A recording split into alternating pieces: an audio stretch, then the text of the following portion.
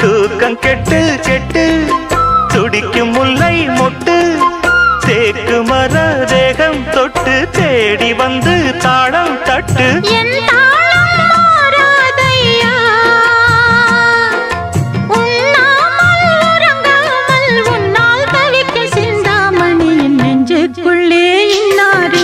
சொன்னால் புரியுமா